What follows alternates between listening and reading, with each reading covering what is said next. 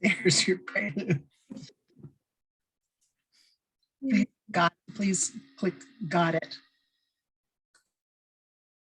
That's fine, Linda. We are so comfortable with people coming and going and getting off camera if they need to, chewing on camera if they want to. We're so easy. We're so flexible around here. It's good to see those of you who are on the call in a prompt fashion. We're always expecting folks who are still parking their cars or something, or cutting it close, or stopped by a train, or all the excellent excuses we have in real life that probably have Zoom connotations. We're very glad you're here. I want to tell you a bit about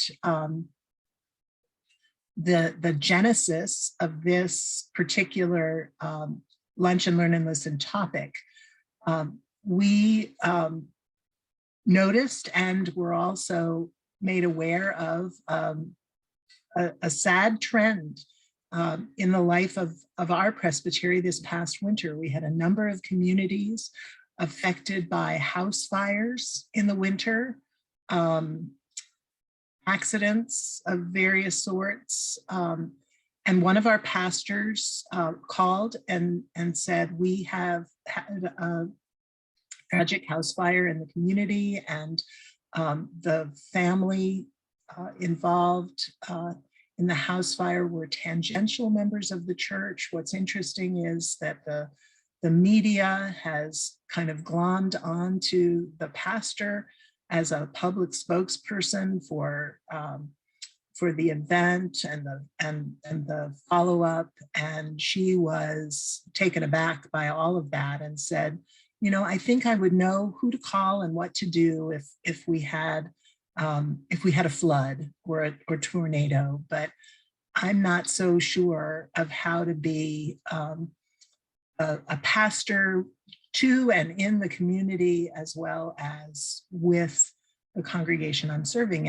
And she wanted a checklist and training and all of that. And we said, you know, there's a lot that's very situational, but and we have amazing resources. Kathy Riley, who is the emotional care and support resource associate director, queen, captain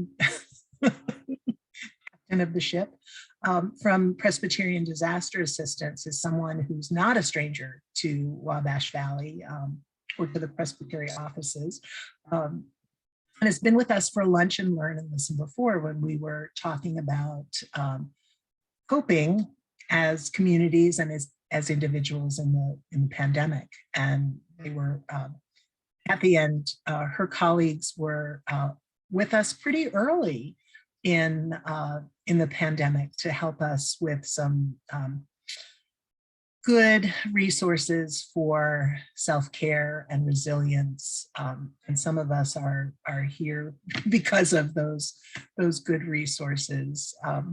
Kathy was kind enough to join us today to talk about human-caused tragedy or human-caused trauma in congregations and communities. And I hope that you'll have questions and comments.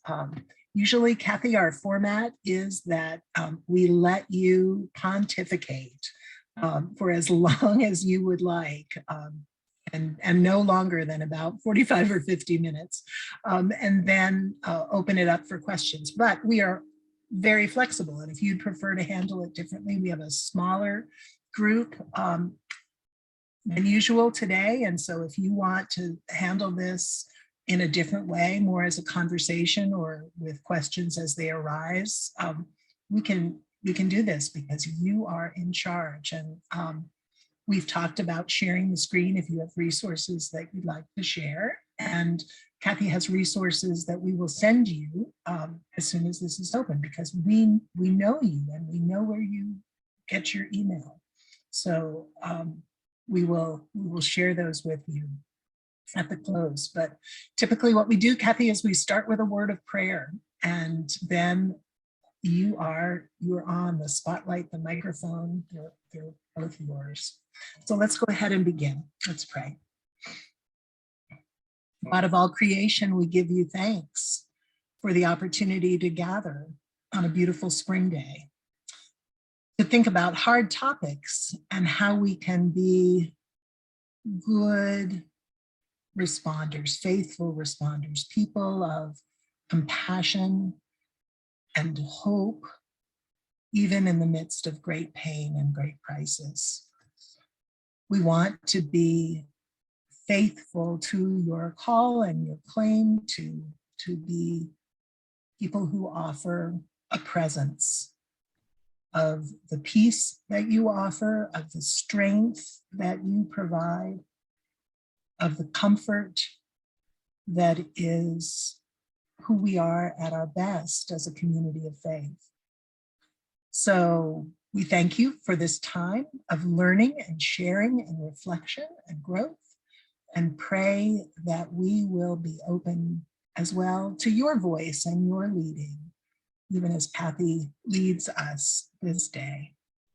For we pray all of this in the strong name of the resurrected one, in whose name we pray. Kathy, welcome. Thank you. And I have a friend who we often say, if we were queen of the world, this would happen. So thanks for the queen title. I haven't had that. Sure, you can be queen of our world for the next hour. All right. Well, it's good to be with you. Thank you for the invitation, as always. And I think I'd like to do kind of a combination of what you mentioned, Jennifer. I've got some sort of introductory things to set the stage for us, and then see if there are questions that you all have on your mind that we want to make sure we talk about together in our time.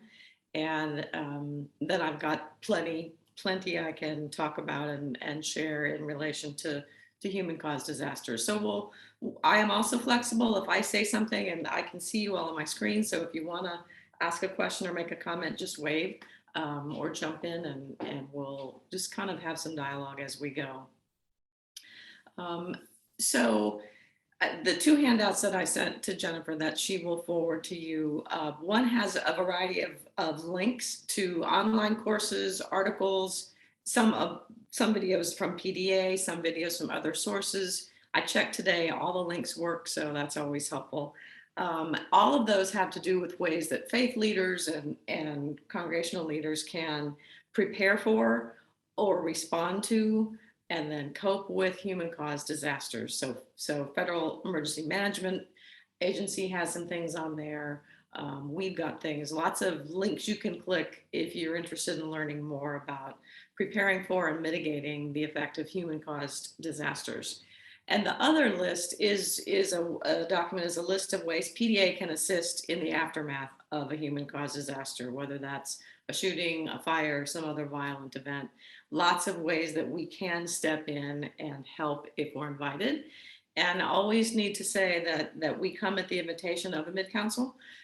So oftentimes when something happens and Jim Kirk, who's our national associate, is aware of it, he'll reach out to Jennifer or whoever the Presbyterian leader is. And sometimes they contact us because we've not heard about it. So the invitation for PDA to come in, it always comes from mid-council, almost always Presbyterian, but sometimes it's synod. So we come in response to a request. We don't deploy or come in unless we're invited. So there's two ways that I want to encourage us to think about human caused disasters and how we might respond. And that's given that we could do our best to be prepared that it could happen to us and pray that it never does.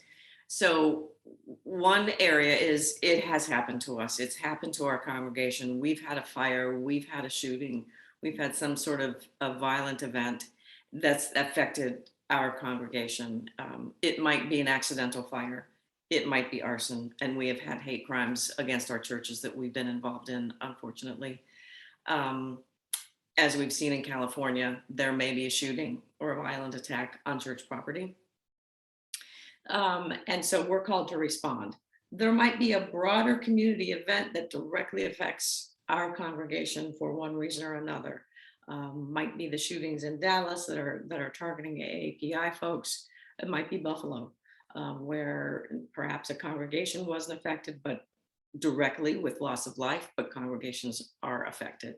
So we need to know how to respond, and are going to be caught up in the thick of this response. And the PDA will always be happy to come in and help in any way that we can.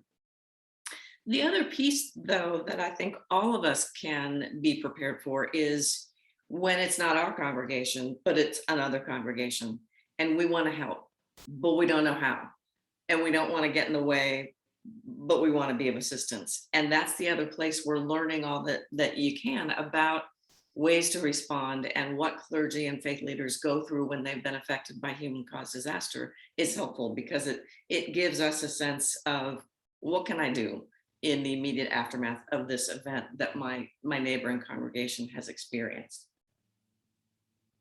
And I want to share one example of a deployment that I was on a few years ago. There was a violent attack, no loss of life, in a church congregation, and in the church building, and someone was injured, but no one was killed. But there were adults and children present when the attack happened.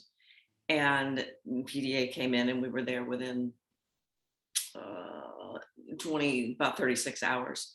But what struck me in that moment, as we got there and we're talking with the staff, a congregation just down the road, not a Presbyterian congregation, but some other denomination, knew what had happened, could see that the church building property was still a crime scene, had contact with the pastoral staff and the other staff, and they opened up a room in their building where the staff of our church could walk to get away, to get respite. They had dim lights, they had soft music, they had snacks and water and coffee, and pastoral staff available if needed, but not hovering, so that the staff could get away from the building in those first 3, 4, 5 days and just, walk out the back, avoid the media, avoid the tape lines, and just be in a place of rest and respite. And that was just a beautiful offering that neighboring congregation did instinctively, and it was so helpful to the staff. So I just, as we talk today in the next bit of time, be aware that yes, we want to be prepared and know what the resources are to respond if it affects us, but also some ways that we can be informed and help others when it's not us, but it's a neighboring congregation. So that's an example that I think about a lot, and saw firsthand how incredibly helpful that was to offer that space to those staff members who needed it. So I want to pause, having said that, and say a couple of things. Jennifer and I talked about how to handle the press and the media after an event. And so I have some things I want to share about that. And I have some other things to share about specifically about what we can offer, what we do offer to folks after a disaster. And we can talk a little bit about some of the kinds of things we've experienced. But I want to stop and just ask if anyone has anything on their mind, any area, any topic, any question that you'd like us to address in our time together this afternoon or morning, depending on where you are. I do, Kathy. And I particularly wanted to jump into this today because in my mind, and framing what our congregations are going through with the pandemic, and then with the unraveling of our social institutions, especially the church, I really, in my mind, frame that as a trauma. And I wonder if you had any way to address how we deal with this trauma together and sort of the mass, kind of like mass casualty. Okay, good, thank you. We'll talk about that. Anyone else have anything they have in their mind they'd like to have some conversation about?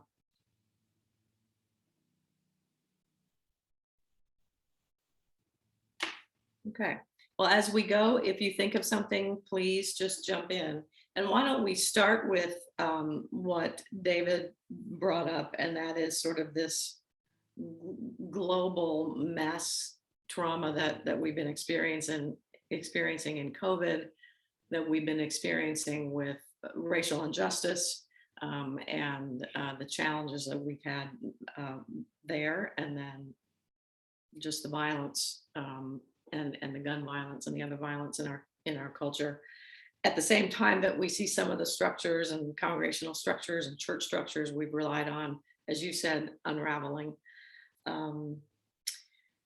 Huge issues, and something that in PDA we started working with April 1st with COVID, and understanding it as a disaster, understanding it as trauma, shared trauma, and individual trauma, of course, and have been working with faith leaders and our partner groups ever since, related to COVID, to the racial injustice issues that have continued to surface and cause so much pain. Sorry. That's my doorbell. Hopefully he'll go away. And so I think the first piece is naming it and acknowledging it, and encouraging people to name and acknowledge what they're going through, that it is trauma, or the sequelae of that. Is it depression? Is it anxiety? Is it withdrawal? Is it isolation? So naming it, acknowledging it, and sharing about it is really the first step. And I've heard, and I know you all hear this in your lives, so many people say, well, I don't have anything really to complain about, or it's not that bad for me, or I haven't known anyone who died, and other people need more than I do. And we see that in disaster response all the time. You need to go down the street because Mrs. Jones lost her house. I just, lost my basement. And so I have come to really appreciate in this last couple of years the need to hear that and to acknowledge it. Yes, there are people who are worse off. Yes, it could always be worse. But you have what you have. Your trauma, your loss is your loss, and someone else's doesn't make that any less. And so I think that's been a lot of it. What we've seen is naming, acknowledging, and sharing, and being vulnerable with each other to say, this has been the hardest year through, whether it's personally or as a pastor, or in families.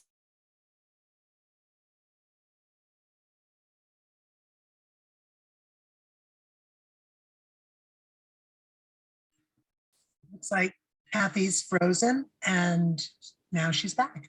Oh, weird. Sorry. Just being able to say, this is what I'm experiencing. This has been traumatic. This has been hard. And helping people find language for it, because they often don't really know how to describe it. It's not grief if they've not been bereaved by a death, but it may well be grief. They may not recognize that it's just low-level ongoing anxiety that they don't even realize is affecting their daily life. I'm a clinical psychologist. There's a term called dysthymia, which is just a technical term for a very low level of depression, of sadness. I think a lot of people are experiencing that. We don't need that formal term, but to share and to say, yeah, you know what? In the last 6 months, I haven't done much that I've had fun with. I haven't had much that I have enjoyed. Things I used to enjoy don't bring me joy anymore. So I think that's a big part of this, is naming, acknowledging, and sharing, and then having people we can talk with. And I think your presbytery is one with these lunch and learns, and so many presbyteries and synods these last 2 years have been doing regular Zoom gatherings when they can't do in person, to just share, to just talk, to just be supportive, to be vulnerable, and to find that that's okay. So I think that's a big piece of what we've seen. I certainly invite others to share what you're thinking about, in terms of, how we name this, how we deal with it. Over the last couple of years, because we've been quiet in terms of travel, I've done a lot of workshops, gone to a lot of workshops, listened to a lot of talks, and read a lot. And I will say, before I move on, that the single most important factor in resilience and in managing and dealing with this ongoing unraveling and trauma that we're seeing is having someone to talk to. I mean, I've always known that as a human, as a psychologist, but the research and the data is just reiterating that if people have one or two people in their lives they can truly, honestly talk to and have someone to listen to them, it's a huge impact on our mental health. And it's the isolation and the inability to share and to talk that really, really is taking such a toll. So I will throw that in as just to say, that's the one thing that we keep preaching. And sometimes we're preaching to the choir, but the choir needs to hear it too. Have people you can talk with, have an intentional listening partner, create that space where when you need to be heard, you can be heard. And you can listen as well, but to be heard is so incredibly important. David, was there anything else you were thinking about with that or would like to share on that? No, I really appreciate you talking about that. And so, well, I think in the congregation that I serve, and I think across the board in mainline denominations, the decay of the church and that those structures is just sort of this ongoing trauma, and we don't know how to deal with that. And talking about that means that we have to admit that this isn't working the way that we thought it would and the way that we hoped it would. And so I mean, I think you're on point talking about it, but even that is just such a challenge. And especially emerging from a pandemic when those talking about skills decayed. Yeah. Like, yeah. So, I mean, yeah, I wondered if there were like resources, or because I've sort of been talking around this with some other people and trying to gather some ideas about how to address this as a pastor. Yeah, I appreciate that. And I have been reading a fair amount about it. And I do think naming it and saying the way we've done church isn't working and we need to change. And at the same time, to look at the places where there is hope. You know, Next Church is gathering right now, which is a Presbyterian, incredibly hopeful group there at Montreat. They're gathering this week. There are 1,001 congregations, that movement within PCUSA, which has incredible stories of hope, new ways of doing church, new ways of thinking about church, and they share stories. And so I think while we recognize the unraveling of the typical structures, there's hope. And there are ways of doing things that people are learning, bring new life into their congregation. But first you have to acknowledge, we need to pivot. We need something different. We need new life. And that's not easy. I can send some stuff to Jennifer, email some stuff that I've read, some resources that might be helpful, David, as you continue to think about that. All right. Thank you. So, was someone going to say something? What does that mean? Just going to echo what you were saying, Kathy, and to respond to David, that I think there are parallel conversations or multiple conversations that happen or need to with respect to the unraveling of church and society as we are experiencing it now. And congregations need places and people to talk to, and pastoral leaders need places to talk and to gather strength and resources as well, because I think that, there's something unusual about this. When PDA comes in to a natural disaster or a human created disaster, they're people who are coming with just a teeny little bit of distance. But we're, as leaders, and that's who we're talking with today, our pastoral leaders in churches, this pandemic is happening to our congregants, but it's happening to us as well. And that requires, I think, skill sets that I hope we've been honing all along, about self-care and resilience, but there's also there's a conversation that some of us have been having for decades around the edges of all of this, you know, seeing the decline of the mainline church. But now the anxiety is so high in churches. And as David so rightly said, the tools that we have to be able to listen to one another are fraying and are stretched and challenged. And so we find ourselves in the middle of angry, fearful conversations and places where pastoral leaders get scapegoated. And we need to have places to talk about that as well, and what the alternatives could be to constantly feeling like firefighters. Absolutely. Yeah. Thank you, Jennifer. Okay. So as we think about human caused disasters, I want to talk about the press, because that is something that almost always catches us unawares. And especially if it's a disaster that's happened in our property, in our building, in our congregation, or as has happened, death by suicide of a pastor, maybe not on the property, but it hits the news, or unfortunately murder suicide or suicide in a congregational campus. Those are going to be the big ones. So you know that the people at Geneva Presbyterian and the Taiwanese worshiping fellowship there in California, you know they've been inundated. You know they have. And what do we do? What do we do when the press is right there in our face? What do we do when they're waiting literally on the sidewalk outside our office, or they're calling the church all the time? A lot of things that we can do. And I think one of the things is just to recognize this is a world of instant and immediate access, and people are going to want access.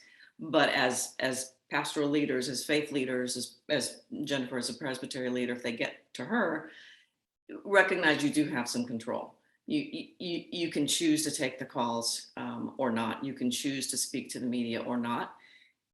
It's probably going to be a good idea to have someone who will speak to the media, so that you can kind of have some input over the story that at least comes from your congregation or your presbytery. So designating someone who's going to be the media contact. It might be the pastor, and it might not be. It might be you're fortunate to have someone in your congregation or presbytery who's got media experience, and they're going to be the person, because they know how to handle their own, or they've got some experience with it. But designating someone who's going to talk to the media is going to be important. There may be a case where the pastoral staff just decides we're not talking to them, and we're just going to say no comment. And especially if it's a crime scene and an ongoing police investigation, the staff may choose to say we cannot comment on the situation, refer them to the police, and simply say we are in prayer. We ask for privacy, and we ask for prayers. And Jennifer and I talked about this a little bit. If you're the spokesperson, or you're helping coach your spokesperson, have a mantra, have a script, know what you're going to say and know what you're not going to say. And it can be very, very simple. Like I just said, we ask for privacy at this time. It's very difficult. Our congregation is surrounding ourselves or whoever in prayer, and we ask for the prayers of the community. Done. If the media traps you and they want to ask questions, you can decide if you're going to take questions or not. And you might just say, this is what I'm going to say. Here it is. Kind of like some of us were taught in preaching. Tell them what you're going to say it, and then be done. That may work with the media. I have a prepared statement. I will read that to you, or I will share it if it's a written communication. And that's all I can say at this time. That's okay, because you're still communicating. You're communicating what's important. You can frame it theologically. This is a matter of prayer and surrounding our community in prayer, and you're done. And you refer other questions to the police if it's a police matter. And if it's not a police matter, then you simply say, this is all I can say, and we ask for privacy, and we ask for prayer. So it doesn't have to be complicated. I think in general, it's hard to stonewall media forever. So if they're really persistent and it's really an important story, they're going to keep after you, and it's probably going to be easier to have a spokesperson and to have a statement. And that statement might shift over a few days, but to know what you're going to say ahead of time. I will say that for some situations, and I've seen this happen, we see it happen a lot, especially if it's a very public event and or there's funerals to have happen, or there's a prayer vigil or worship service which surrounds the event. Some congregations do choose to have police presence there because of the potential for disruption from community members who are not well-intentioned, or for crowd control, or to keep intruders out. So that's something that people, I think, instinctively shy away from, but if you can get it and it seems important to have some even plainclothes or uniformed police officers present, isn't always a bad idea if there's a very public worship service or a very public funeral. So that may be something that people choose to do in the immediate aftermath. After that, it's probably not as necessary. And I will say that both the bane and the blessing of disaster is that public attention is very, very short. So it's a bane and a problem when we're trying to do long-term recovery for a hurricane or a tornado. It's a blessing when it comes to human-caused disasters, because the media interest will wane. It will stop, it will fade away. They'll move on to the next thing quicker than you can imagine. So remind yourself of that. If you're the one caught in the thick of it, or you're supporting people who are, know that the media attention is gonna shift pretty quickly. And that's a good thing, because then you can be left to care for what needs to be cared for in peace and without that intrusion. So it can be intense, but it's also going to be pretty short-lived, and they'll move on. And usually that's a good thing with human-caused disasters. So those are kind of the things that I wanted to mention about sort of media access. The other thing that I want to mention is, if it's a big event and there's a lot of media attention, you can choose one outlet to be your person you're going to talk to. I'm going to talk to whatever, Channel 7. I just made that up. Or I'm going to talk to this, the reporter from the Journal. Choose that person, choose that outlet, stick with them. And if you notice, because I've noticed it, especially reading about the Geneva Presbyterian thing, all the stories say the same thing. So one person gets the story, one person kind of gets the scoop, as it were, or some information, and then everyone else just in the media picks that up and they repeat almost word for word the same stories. So you don't have to feel you have to talk to every news channel or every reporter that comes by. They'll talk to each other, or they'll just pick up each other's stories and rerun them. So, if it's a big event and a lot of attention, pick one media outlet that you're going to respond to, and be content with that. It's not your responsibility to make those people happy. It's your responsibility perhaps to get a message out about the way that you're caring for and loving and praying for your folks. And beyond that, it's not your job to do their job. So I want to stop on that piece and just see if there's any questions or comments about that part.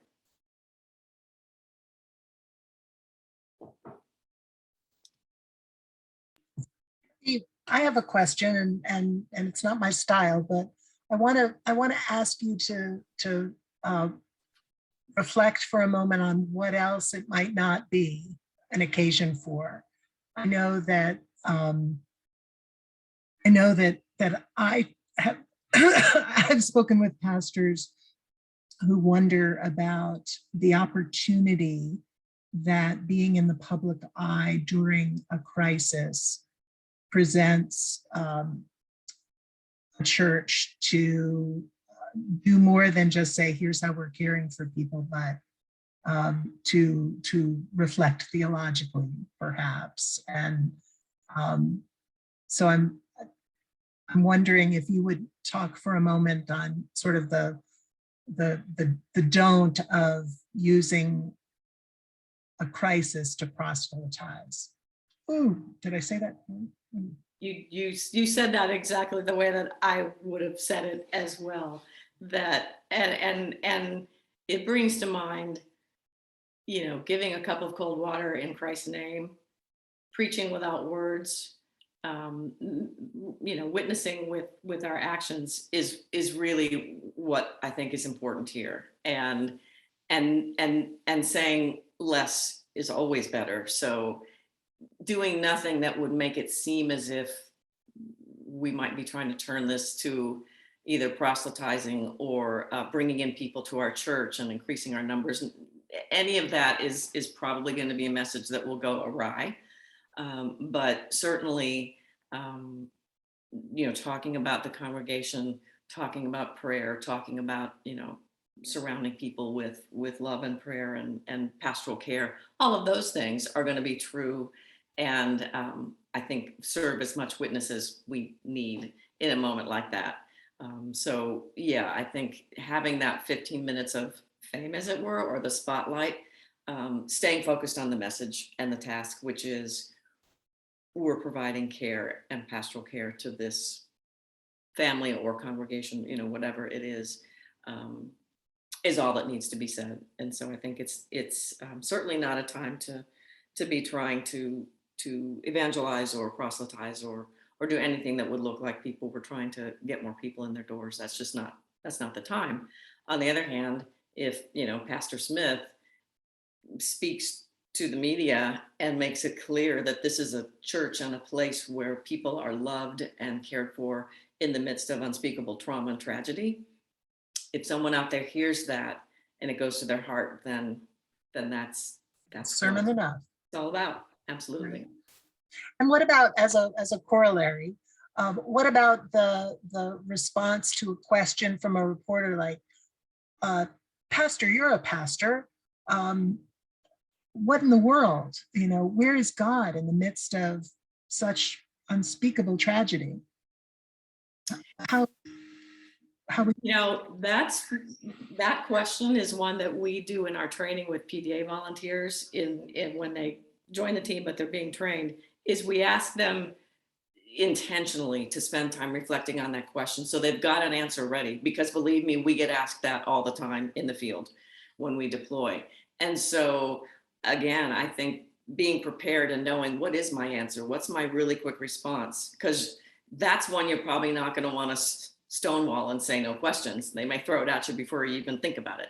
But knowing ahead of time, how do you understand where God is in the midst of trauma and tragedy, and whether it's human caused or natural, knowing and being able to speak authentically and briefly about where you see God is going to be important. And it may be nuanced by the given situation, of course, but having that, ready to pull out is going to be really important, because people will ask. If you give them half a second, they'll ask. And what we do in PDA is just, we talk about some things not to say that people do say.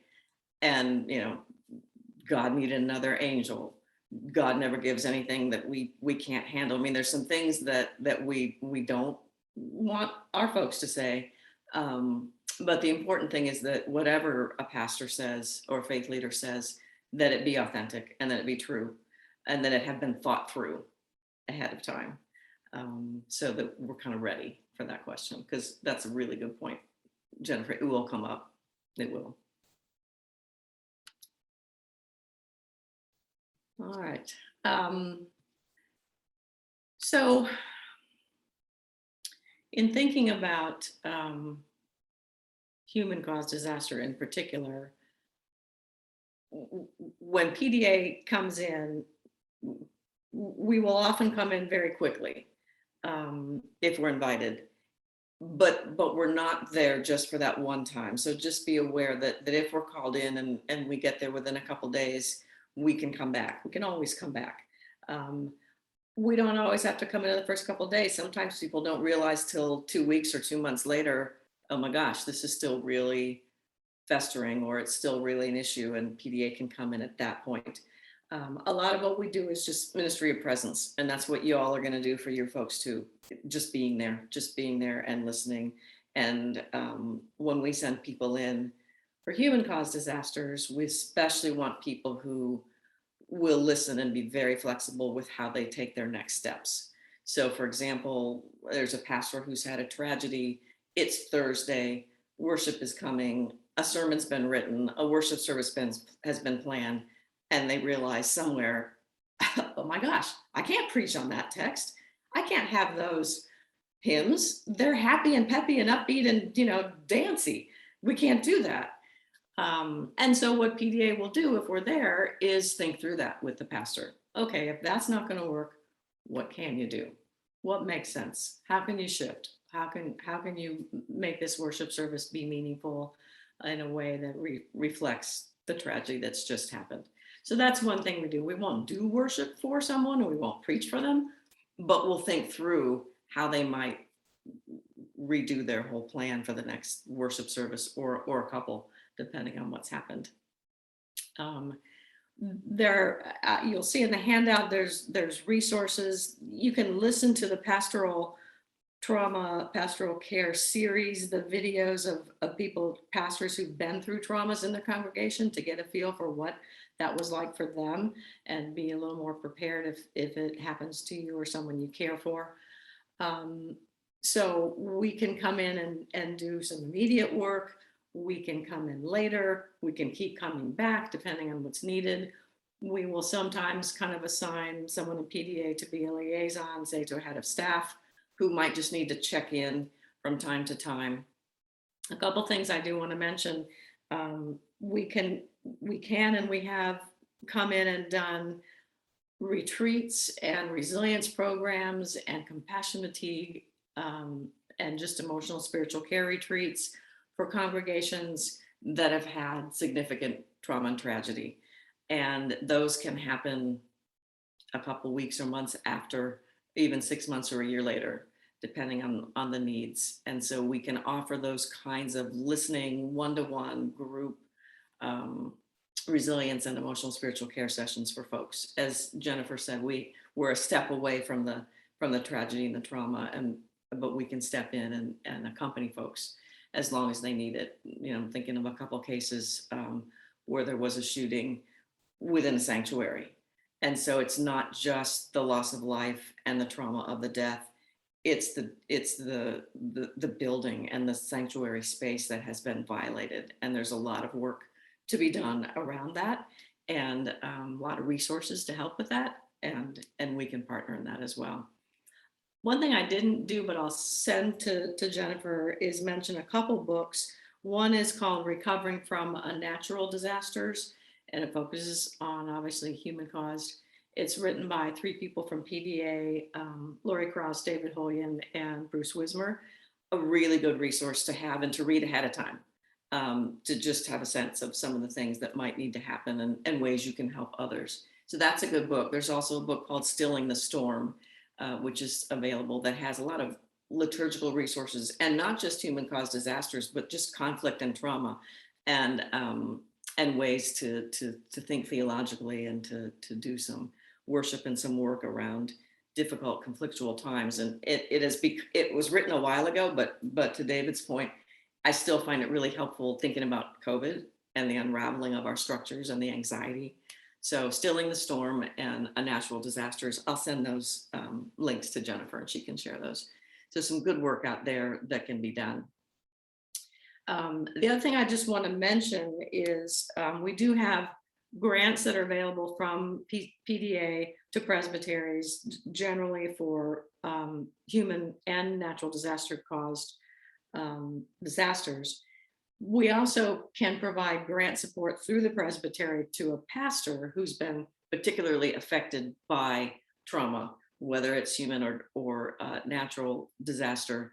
So there are grants for resilience and rebuilding and sort of evaluating that we can help support individual pastors as well from PDA. So lots and lots of resources on our end. Everything we do is, we say in PDA, if you've been through one disaster, you've been through one disaster. They're all different. There are commonalities. There are phases that we know people are going to probably go through. There's lots we can build on, but we also know that this is personal. This is unique, and we go in to try to figure out what's going to be helpful and what can we offer and when. because timing is everything. We do have great programs on resilience, but 2 weeks after a shooting in a congregation is not the time for that. 3 months or 6 months down the road may well be the time for that. Timing is really going to be important. And we just kind of at PDA want you all and of course Jennifer to know we're always here and we're always available, and for folks to kind of keep their eyes open for needs that we could help with. Yes, Jose. Yes, Kathy. Hello, Jose here. Speaking about timing, when I was back in Cleveland, Ohio, I was a volunteer with the American Red Cross as a disaster action team leader. And so the most common types of disasters that I responded to were house fires. And one regional disaster operation due to flooding there at that time. And one of the things that I appreciated from the leadership with the Red Cross is how organized the efforts are with regards in the midst of a disaster, how coordinated things get with regards of government aid entities, and in sort of coordinating everyone's ability to bring the best in terms of what can be done to help those affected. And to my experience with regards of responding to initial situations would be to our client families that the Red Cross is addressing your immediate needs, but with regards of your long-term needs, that's where one of the things I've always had questions about are what are organizations out there that can meet those long-term needs, because once, for example, a client has 3 nights of lodging, 3 nights worth of food and clothing, but after that, the case is pretty much done from the Red Cross's point of view.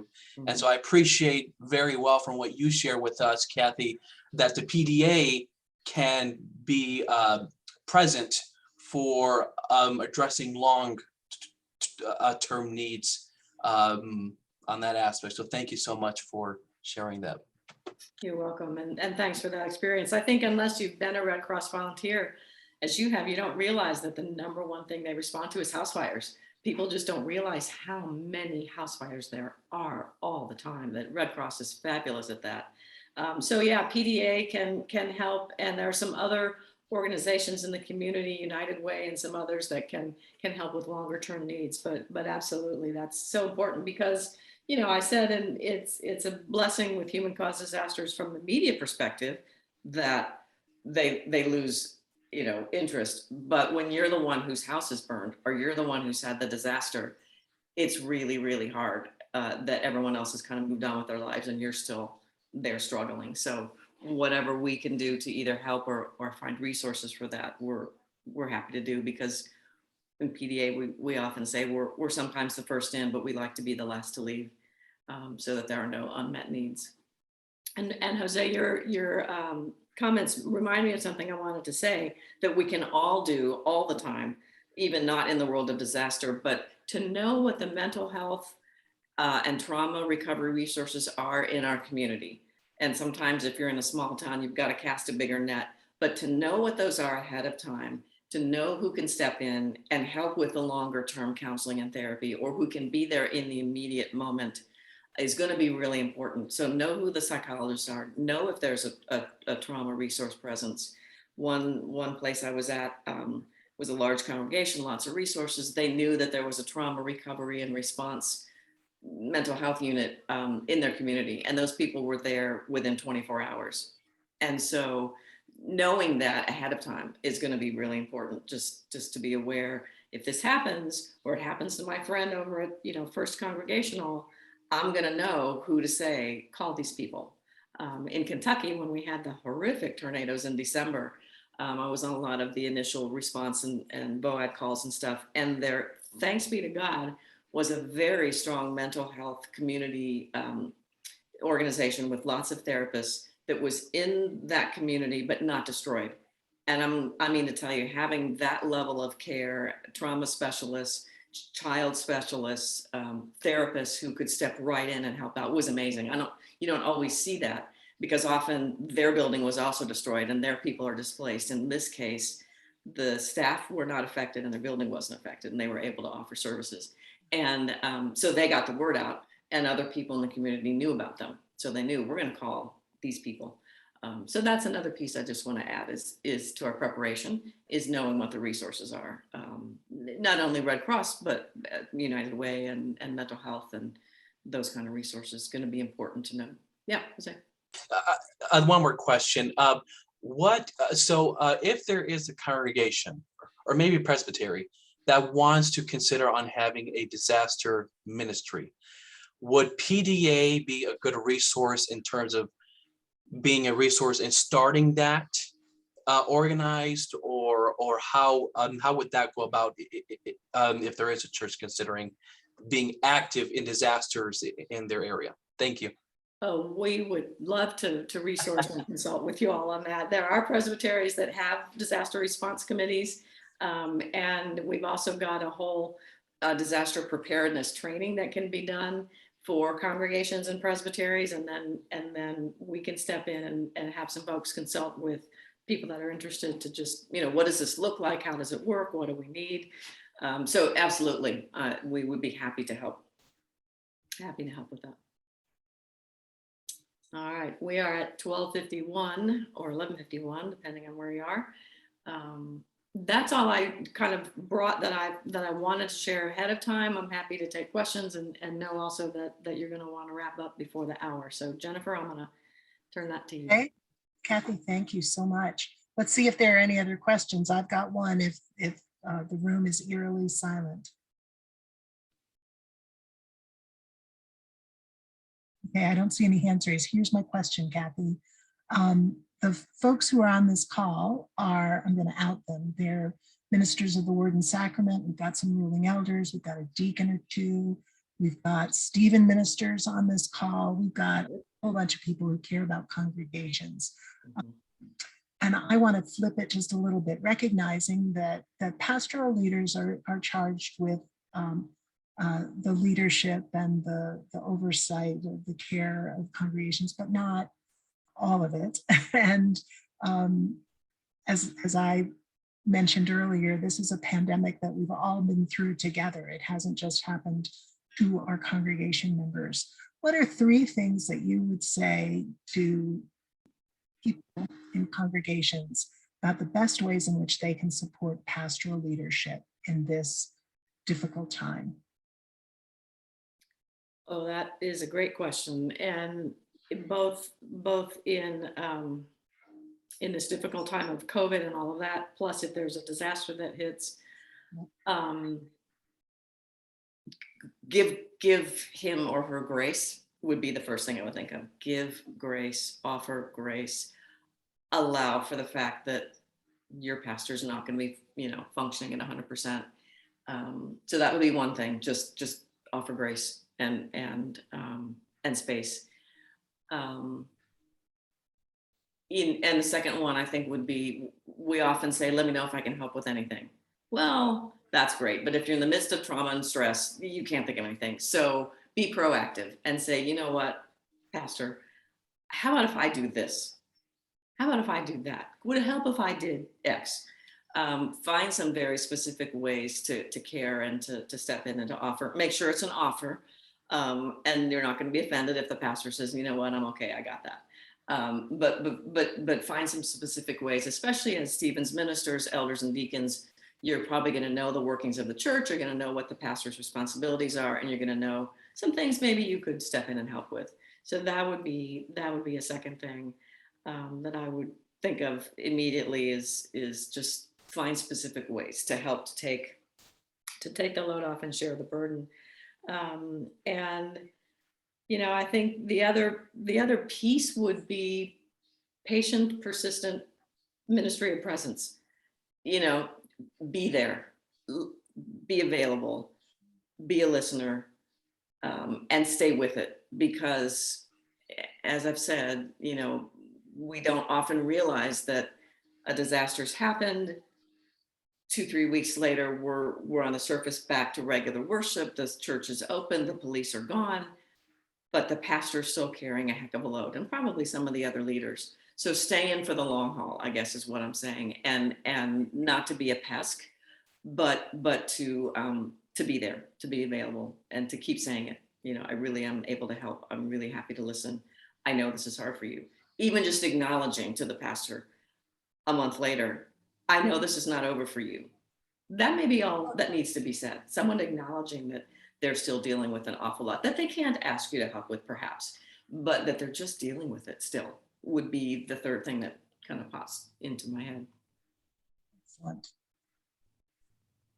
And the rest of you, anything you would want to add? How can we best care for one another?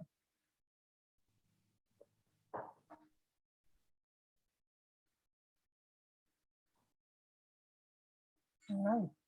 Well, let's keep on continuing to care for one another and with one another as we seek to be faithful in these really, really challenging times. It's remarkable to me, David. I'm so thankful that you asked the COVID question, because we've had something like 918 COVID-related lunch, learns, and listens. And I was thinking so much in the lane of human related disasters, and the parallels are there all over the place. Everything Kathy said about human initiated, human caused disasters, be really spot on for all of the hard things that continue to be present in our world and in our congregations and in our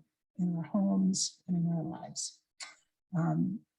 Can't thank you enough, Kathy. I want you to come back someday and just let us listen to your story. I realize every time I hear you speak that I don't know how PDA work and emotional support work was became your calling. And I think that would be a fabulous story. Would you come back and do that with us at some point? Absolutely. That'd be fun. I almost always preface anything about PDA by saying I think that they are the shining example in our connectional system of what it means truly to be the hands and feet of Christ. There have been so many times where Jim has emailed me or called me and said, there's a tornado that's hit. And it was a local news story, so I wouldn't have gotten it.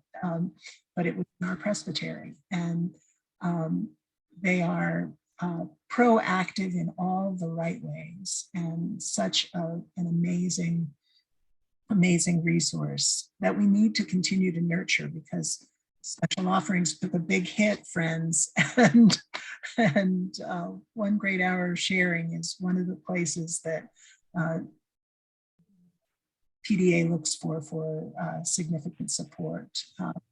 They were pumping out the resources at the very time that we needed them the most, and that One Great Hour Sharing was happening in 2020. So thank you so much, Kathy, for being with us. And thank you all, Stephen ministers and commissioned ruling elders and fabulous deacons and amazing pastoral leaders in so many settings. Thank you so much for being with us. We're going to take a couple of weeks break from Lunch and Learn so that the Zoom call at this time can be used for other things like COM and CPM and stuff like that. But we're going to gather twice in June. And right now, the one firm date is the 16th. Where Carlos Maleve is going to be with us to talk about Growing Hope, which is a rural ministry of hunger relief efforts, both nationally and internationally, that the Presbyterian Church is related to. And they're doing projects in our presbytery, who knew? And so he's going to come and be with us on the 16th, and either the 9th or the 23rd, probably the 9th, will be the other time that we meet for a topic to be announced. So General Assembly will be taking place those last 2 weeks. And so we'll probably not meet on the 23rd or 30th because of that. But I look forward to seeing you early and often, as we used to say in Chicago about voting, but don't take it that way. Hope to see you next week at Assembly, and perhaps in passing in other places as well. Take good care, everybody. Peace be with you. You will. Thank you for having me. Thank you, Kathy, so much. Bye-bye.